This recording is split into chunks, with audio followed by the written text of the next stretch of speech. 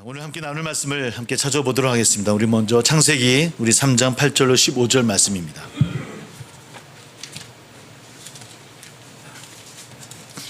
창세기 3장 8절로 15절까지 말씀.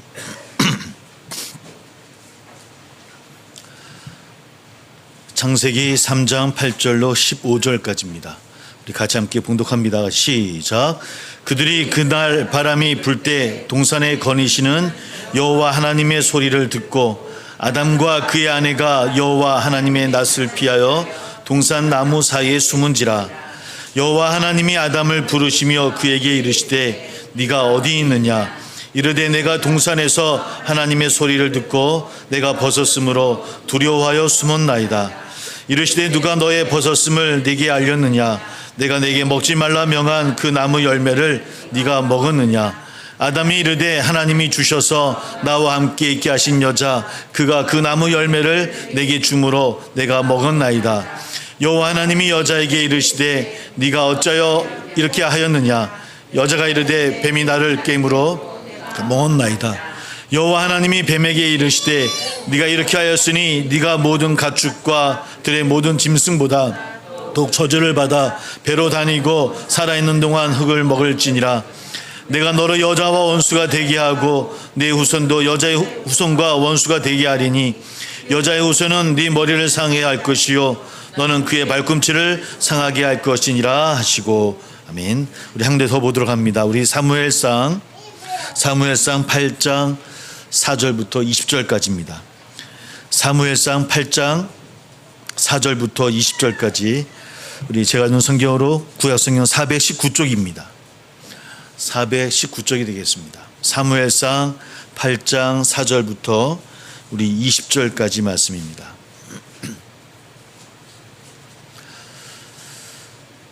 사무엘상 8장 4절부터 20절까지 말씀 같이 함께 봉독합니다. 시작.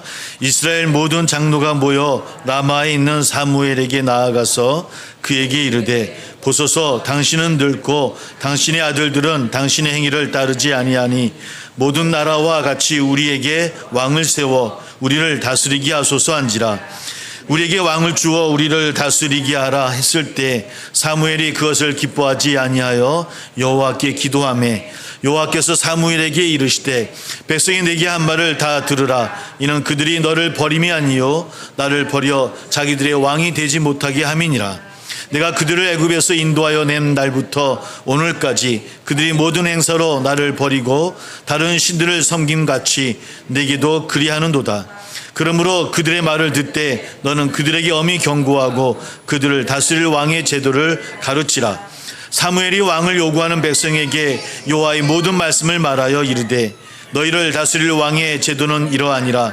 그가 너희 아들들을 데려다가 그의 병거와 말을 어거하게 하리니 그들이 그 병거 앞에서 달릴 것이며 그가 또 너희 아들들을 천부장과 50부장을 삼을 것이며 자기의 밭을 갈게 하고 자기 추수를 하게 할 것이며 자기 무기와 병거의 장비도 만들게 할 것이며 그가 또 너희의 딸들을 데려다가 향료 만드는 자와 요리하는 자와 또 굽는 자로 삼을 것이며 그가 또 너희의 밭과 포도원과 감람원에서 제일 좋은 것을 가져다가 자기의 신하들에게 줄 것이며 그가 또 너희의 곡식과 포도원 소산의 11조를 거두어 자기의 관리와 신하에게 줄 것이며 그가 또 너희의 노비와 가장 아름다운 소년과 나귀들을 끌어다가 자기 일을 시킬 것이며 너희 양떼의 10분의 1을 거두어 가리니 너희가 그의 종이 될 것이라.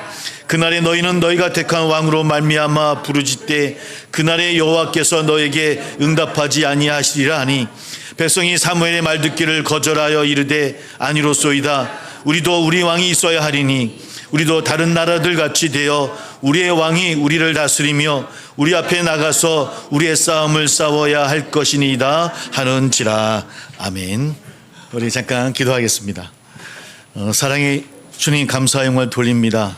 좋지 않은 날씨 가운데서도 발걸음을 재촉해 나와 예배하는 이 귀한 시간을 주님 축복해 주시고 우리들 마음속에 찾아와 주셔서 평안과 기쁨으로 가득한 이 시간 될 수 있도록 또한 다시 힘을 얻어 세상 가운데 나가는 저들 되기를 소망합니다. 또한 함께하지 못한 우리 귀한 성도님들도 계신 줄 압니다. 또 각 곳에서 예배하는 우리 귀한 성도님들도 있는 줄 압니다. 오늘 주님의 귀한 날 마음 모아 하나님을 향하는 우리에게 도와주시옵시고 그렇게 이 땅 가운데 하나님 나라의 백성으로 세워져 나갈 수 있는 우리 모두 될 수 있도록 인도하여 주옵소서. 세상의 가정을 지켜주시고 사업장 직장을 지켜주옵소서. 힘들고 어려운 삶 가운데서도 주의 길을 걷고자 하는 우리들의 발걸음을 축복해 주셔서 그 신앙의 여정을 통해서 하나님 영광 받아 주옵시고 그 신앙의 여정을 통해서 많은 사람들이 우리를 바라보고 하나님을 알아가는 많은 일들이 일어날 수 있도록 하나님이여 함께하여 주옵소서. 육신의 아픔으로 또한 어려움으로 기도하는 성도와 귀한 가정이 있지 아니합니까? 하나님 그들 마음속 위에 위로함과 평안을 허락해 주시고 할 수 있거든 좋은 길로 또 좋은 열매 맺게 하여 주셔서 회복되는 또 치유되는 일들이 우리 가운데 일어날 수 있도록 하나님이여 치유해 주시고 허락하여 주옵소서. 오늘 주님 앞에 귀한 예물로 드리는 손길이 있는 줄 압니다. 축복해 주시고 더 채워주시고 충만케 하여 주옵소서.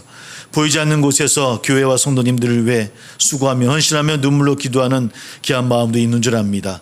다 흡양해 주시사 나누며 베푸는 복도 허락하여 주옵소서.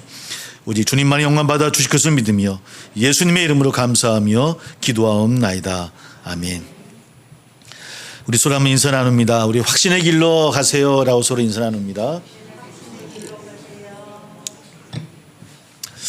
예, 대체 어떤 확신인가? 그런 말씀을 함께 나눠보려고 합니다. 오늘 창세기의 말씀과 또 사무엘상의 말씀을 선택했습니다. 오늘 좀 삐딱한 시선으로 바라보면서 말씀을 함께 한번 생각해 보려고 합니다. 창세기 8절 보니까 하나님이 동산을 거니시는 소리를 들었다라고 기록되며 시작되어지고 있습니다. 하나님이 거니시는 소리는 어떤 소리였을까? 궁금하긴 합니다. 어떻게 거니셨길래 그 소리라고 표현을 했을까? 또 전능하신 또 정죄하신 하나님께서 왜 뱀과 하와가 이상한 대화를 나눌 때 가만히 두셨을까? 좀 야단치시고 막으셨으면 얼마나 좋을까? 저 혼자 또 그런 좀 삐딱한 생각도 해보았습니다. 자유의지를 시험하기 위해 보고도 모른 채 하고 계신 것인가? 아니면 다른 의미가 계신 것일까? 이런 생각도 해보게 되어지고요. 만약 끝내 모른 채 하셨다면 우리의 원죄가 누구에게 책임이 있는 걸까? 이런 것까지 좀 깊게 있게 말씀을 읽으며 생각해 보았습니다.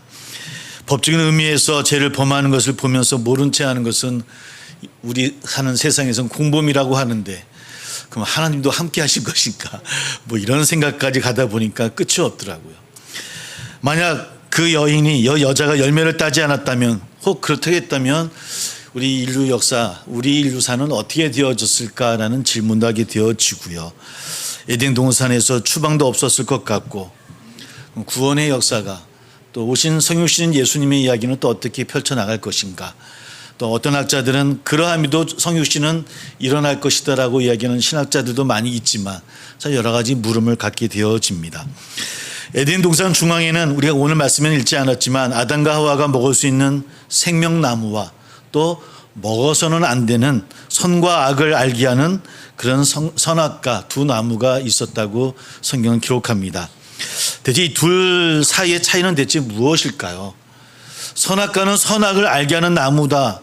그래서 그 여인이 바라보기에 먹음직스럽고 보암직도하고 탐스러웠다고 이야기하는 거 보면 굉장히 탐났던 그런 열매였던 것 같습니다. 그에 반해서 생명나무는 어떤 나무였는가에 대해서는 설명은 되어 있지 않아요. 여러 가지를 생각해 보면 특별하지 않았다는 말인 것 같기도 하고요. 다른 말로 이야기하면 아마 우리 삶의 일상성을 의미하는 그런 나무가 아니었겠는가라는 그런 생각도 해보게 되어집니다. 창세기에서 우리가 알 수 있는 자유라는 게 어떤 것일까? 처음에 아담과 하와를 창조하셨을 때 그들에게 주어진 자유는 어떤 것이었을까? 경계를 파괴하고 마음대로 넘다는 것이 자유가 아니라는 것은 우리가 잘 알고 있죠. 또 우리 인간으로서의 유한한 자기 존재를 깨닫고 일상에서 스스로 한계를 긋는 책임성, 이것이 진정한 자유가 아닌가. 에덴 동산에서는 그런 자유를 허락하신 것 같아요. 선악의 판단 기준도 양심과 같이 상대적인 것 같습니다. 개인의 경험이나 지식이나 인격, 또 시대적인 관습이나 문화에 따라서 그 기준이 늘 변화되어지고 또 지금도 늘 매일매일 우리 삶 가운데서 변화되어지기도 합니다. 누군가가 모두가 지켜야 할 선과 악의 경계선을 건든다고 한다면 그가 절대 군주처럼 여겨지는 것이 우리 인간의 역사이기도 하고요. 여러 가지 생각들을 오늘 말씀을 통해서 좀 생각하게 보게 되어집니다. 특별히 오늘 말씀은 우리가 알고 있던 것처럼 원죄가 나오게 된 그런 근원이 되어지는 말씀이기도 해요. 그 원죄로 인해서 인간은 에덴 동산에서 추방되어졌습니다. 어거스틴은 이 말씀을 통해서 전적 인간 타락이라고 하는 그런 교리를 우리 가운데 가져오게 되어졌고요. 그 교리는 우리가 구원받아야 될 존재로 나가야 됨을 하나님은 아셨고 우리에게 은혜를 베풀어 주셔서 전적 예수 구원이라고 하는 우리에게 귀한 은혜를 허락해 주셨고요. 우리 그 구원의 은혜 가운데서 우리는 신앙생활을 합니다. 근데 사실은 원죄의 개념이라든지 또 이런 구원의 문제들을 잘 성찰하지 아니하면 잘못된 신앙으로 갈 수 있었을 거예요. 이것이 끝에는 서양 중심의 그런 신앙들, 또 더 나아가면 절대 자기 의인론에 빠지는 잘못된 신앙으로도 가게 되어지는 것이 우리 기독교 역사이기도 합니다. 다양한 사상과 가치관들이 하나가 되어지는 그런 세상 가운데 우리는 살아가고 있습니다. 그것이 우리가 이야기하는 민주주의의 정체성이기도 하고요. 그런데 그런 다양성들이 어떤 때는 혼란을 가져오기도 하고 어떤 때는 위험에 빠뜨릴 때도 분명히 있기도 합니다. 이것이 우리가 살아가는 세상이죠. 그래서 가끔은 이런 얘기 들을 때가 있습니다. 우리나라의 역사의 이야기는 하지만 가끔 우리 인생의 선배님들 가운데 그래도 독재하던 때가 좋았어 이라고 얘기하시는 분을 가끔 만나게 되어져요. 정말 그럴까요? 정말 그럴까? 다 그런 것은 아니지만 나라를 위해서라는 대의 명분으로 판단하고 그래서 반공이라고 하든지 굿이나 복음처럼 그런 것들을 복음처럼 생각하고 그것을 받아들이고 강조하는 분들도 많이 만나게 되어집니다. 이런 식의 국가주의나 전체주의적인 사고에 치우치다 보면 다수의 소수의 인권들이 침해당하는 얼마든지 희생해도 괜찮다라고 하는 그런 단계까지 가는 것이 이 땅에 우리가 살아가는 우리의 모습이기도 해요. 자신과 생각이 다르고 선택이 다른 그런 이들을 마주할 때 그저 공격적으로 돌변하는 것이 오늘 요즘 우리들의 모습이기도 하고 우리 교회의 모습이 될 수도 있겠다라고 하는 반성을 하게 되어집니다. 다양한 나라, 다양한 민족, 다양한 성별, 우리 거짓말도 그렇지 않습니까? 다양한 민족이 모여 함께 생활하는 그런 도시가 이미 우리는 되어진 것 같습니다. 그럼에도 불구하고 도저히 우리라고 하는 공동체를 인정하려 하지 않는 나는 너희와 다르다라거나 나는 너희를 받아들일 수 없다라고 하는 그런 생각까지 가게 되어지는 경우를 우리는 많이 만나게 되어지더라는 겁니다. 늘 그런 분들이 강조하는 것은 하나를 많이 강조합니다. 하나 되어져야 된다라고. 그러나 그 하나됨은 자신을 중심으로 내가 위가 되어져고 너희들은 나에게 흡수되어져야 된다라고 하는 잘못된 사고로 시작되어질 때가 참 많이 있다라고 하는 것이죠. 그런 것을 복음이다라고 이야기하고 그런 것을 말씀이라고 전할 때마다 좀 부끄럽기도 하고요. 또 속상하기도 합니다. 우리가 이야기하는 성경에서 이야기하는 신앙이 대체 무엇일까? 오늘 창세기를 읽어나가면서 거기까지 생각을 하게 되어집니다. 또한 사무엘상 8장의 이야기도 읽었습니다. 12지파 동맹체제로 구성된 신앙 공동체인 이스라엘이 이제 왕정시대 왕을 세우는 국가로 넘어가는 장면에 있는 이야기입니다. 신학적으로 굉장히 중요한 그런 이야기이기도 하고요. 오늘 말씀 보니까 이스라엘 장로들이 모여서 사무엘에게 왕을 달라라고 하나님께 요구하고 있습니다. 우리에게도 왕을 달라. 물론 갑자기 그들에게 왕이 필요했던 것은 아니었던 것 같습니다. 가나안 땅에 들어와서 전복 전쟁을 치르면서 또 사사시대를 거치면서 우리도 다른 나라들처럼 왕이 있으면 좀 강한 그런 민족이 될 수 있지 않을까라고 하는 서로의 비교 의식에 의해서 나오는 발언 같습니다.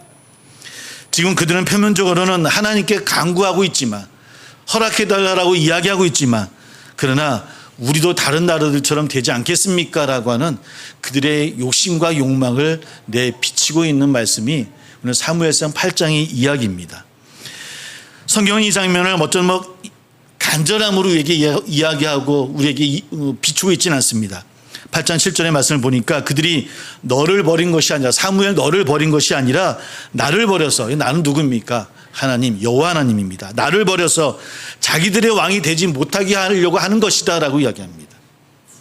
사무엘 너를 거부하는 것이 아니라 곧 나를 거부하는 것이다 라고 하는 것이 여호와 하나님의 말씀입니다. 무슨 이야기입니까? 나를 불신하고 있다라는 이야기죠. 그렇다면 그들이 왜 하나님만을 믿지 못하고 왕이 있어야 된다라는 그런 생각에 사로잡히게 되어졌을까? 왕을 중심으로 강력한 중앙 집권 체제를 이루고 있는 나라들과 비교해 보니 그들이 12지파를 가지고 나아가는 그들의 모습이 위태위태 보였던 것 같습니다. 더 나가야 될 것 같고 비효율적인 것 같고요. 사사시대를 거치면서 여러 가지 어려움도 당했고 또 없어질 뻔한 그런 지파도 있었고, 가뜩이나 강력한 외세에 의해서 여러 가지 위기상황에 있는 가운데서 정말 생존을 하려고 하면 그렇게 왕을 뽑아 국가 왕정시대로 나가야 되는 것이 마땅하다라고 그들은 생각했던 것 같습니다. 근데 솔직히 어떻습니까? 합리적인 생각인 건 같습니다. 인간의 시선으로 바라보면 합리적인 생각이고 우리라고 하더라도 그렇게 요구하지 않았을까라는 생각을 해보게 되어져요.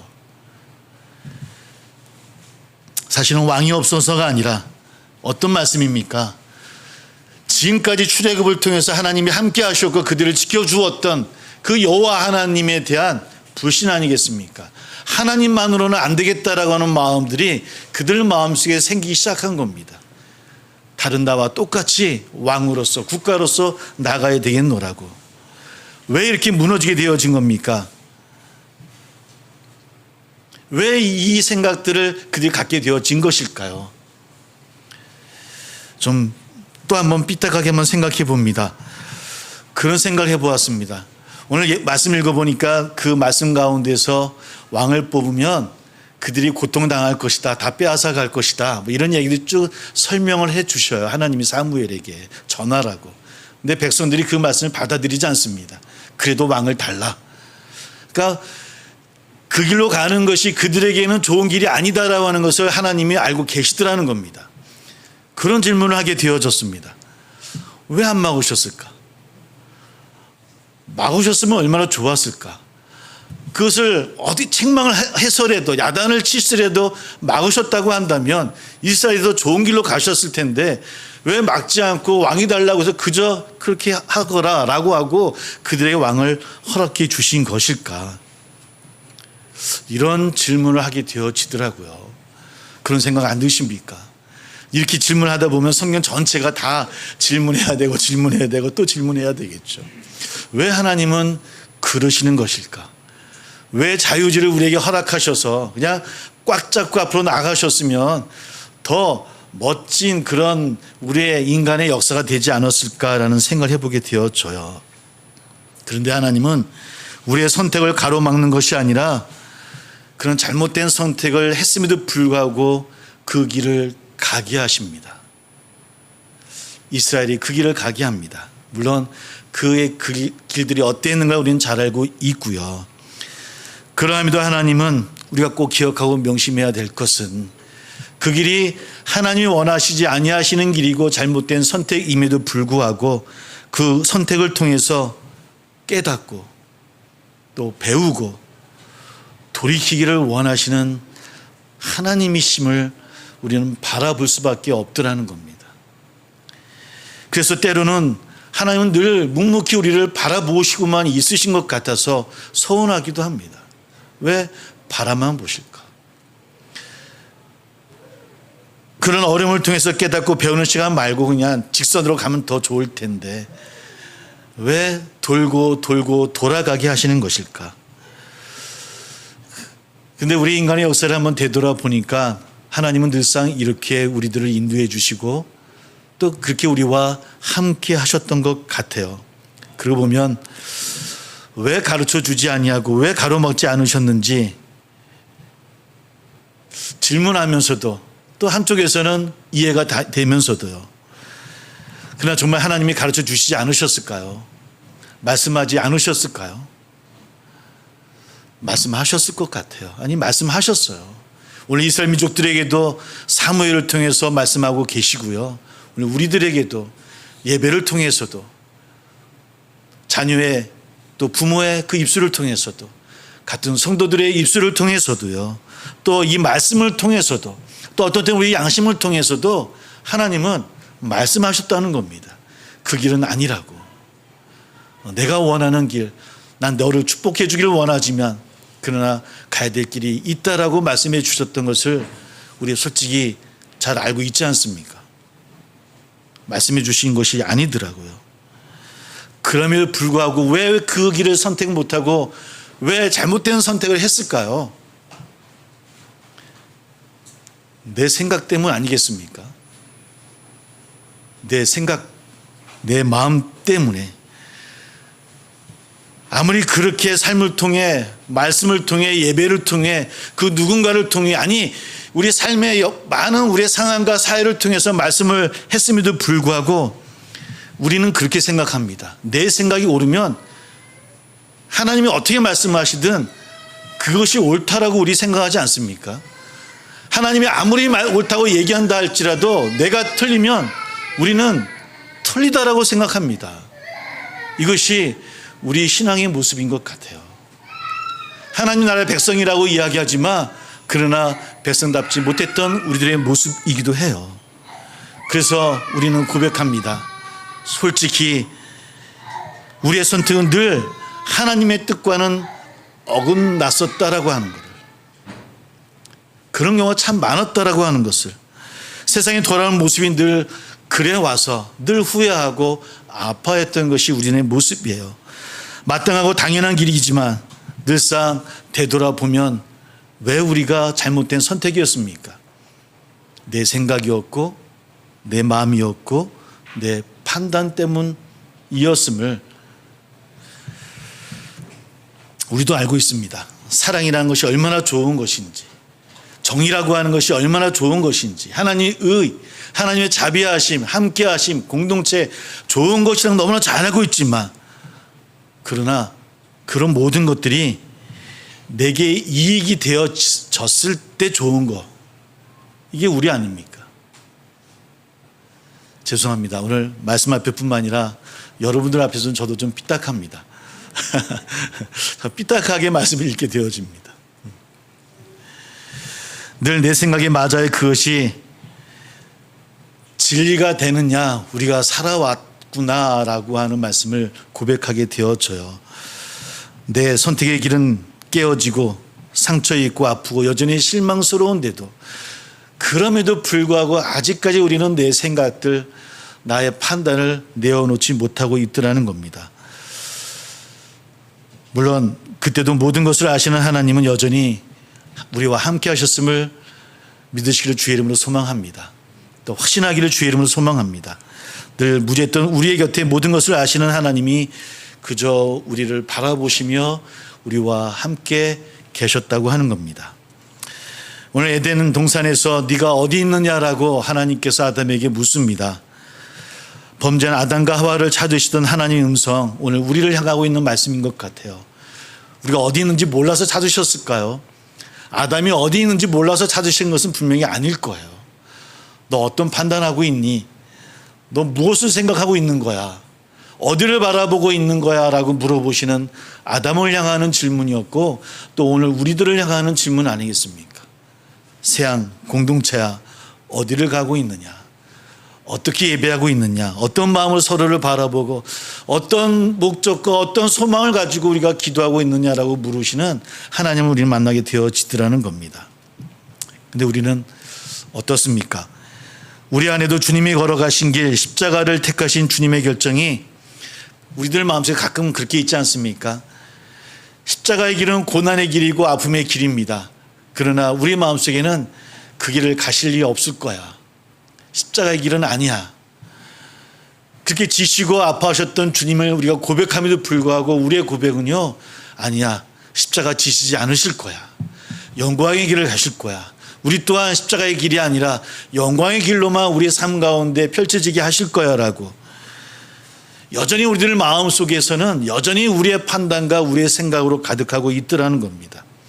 그러나 그 주님은 십자가의 죽으심으로 끝나지 아니하셨고요, 부활하셨음을 믿습니다. 부활하신 주님을 우리는 고백합니다. 부활하셨다라고 하는 어떤 뜻입니까? 이제는 그 주님을 바라보는 우리가 주님을 통해 구원받는 것이다라고 이야기하는 것인데, 그 구원받은 게 무슨 의미냐면, 이제 내 생각과 내 판단으로 세상을 살아가지 아니하고 이제 주님의 생각과 주님의 마음과 주님의 삶과 그 일상을 따라가는 삶을 통해서 우리는 구원받는 자의 삶을 누릴 수 있다라고 하는 겁니다. 그런 부담과 삶 가운데서 좀 내려놓으라는 겁니다. 그것을 경험하는 겁니다. 아, 주님의 삶이, 주의 길이, 주님을 고백하는 그 우리의 고백들이 바로 주님을 경험하는 것이고요, 생생하게 우리 삶 가운데 알아가는 겁니다. 그것을 믿었다라고, 믿게 되어졌다라고 이야기합니다. 고린도후서에 이런 말씀이 있습니다. 좀 풀어 이야기하면, 성경에 기록하기를 나는 믿었다, 그러므로 나는 말하였다 하였습니다. 우리는 그와 똑같은 믿음의 영을 가지고 있으므로 우리도 믿으며 그러므로 말합니다. 우리는 믿게 되어졌다는 겁니다. 아, 내 생각, 내 판단, 내가 선택하는 그 길이 아니라 주님이 선택하는 그 길, 주님이 가시는 그 길이 바로 좋은 길이고 구원의 길이라고 하는 것을 우리 삶 가운데 우리가 알게 되어졌다라고 하는 겁니다. 이것이 예수를 믿는다는 의미입니다. 이것이 믿게 되어졌다라고 하는 겁니다. 우리는 이제 모든 무엇이나 그 어떤 사람에 의해서도 더 이상 우리의 자신의 노력으로 자신의 삶을 완성하고 건져내야 한다는 그런 강요에 내몰리는 것이 아닙니다. 어떤 사회 체제나 이런 것에 흔들리는 우리가 되어진 것이 아닙니다. 예수님께서 길이 되어 주셨기 때문에, 그 길이 참된 길이라고 하는 것을 우리가 알기 때문에 우리는 그 길로 가는 겁니다. 그리고 그 믿음을 우리 삶 가운데 이루게 하시는 분이 바로 성령이십니다. 성령을 통해 그 길을 살 수 있고 그 삶을 누릴 수 있다라고 하는 겁니다. 2000년 전 예수님께서 하나님만을 믿고 또 십자가를 향해 나아갈 수 있도록 도우셨으며, 비겁한 제자들이 목숨을 걸고 복음을 전하는 전도자가 되게 하셨던 그분도 바로 성령님이십니다. 그 주님이 전적으로 성령님께 의지하셨던 분이셨습니다. 왜? 그분은 온전한 인간으로 오셨던 분이시니까요. 그 제자들도 온전하게 성령께 의지함으로 초대교회를 이룰 수 있었습니다. 오늘 그 길을 걸어가는 우리 또한 우리 성령께 전적으로 의지하며 주의 길을 걸어가는 우리 되기를 소망합니다. 오늘 말씀, 창세기 말씀과 사무엘상 말씀, 좀 하나님께 질문되어지는 것도 많이 있습니다. 의아하게 생각되어지는 그런 질문도 우리 가운데 있을 수 있습니다. 그러나 그 모든 우리의 질문 가운데 두벅두벅 걸어가신 주님의 길이 우리가 가야 될 길이라고 하는 것, 내가 그 길을 알게 되어졌더라고, 믿게 되어졌더라고 우리 함께 고백함으로 함께 나가는 저나 우리 모두 되기를 주의 이름으로 축복합니다. 함께 기도하겠습니다.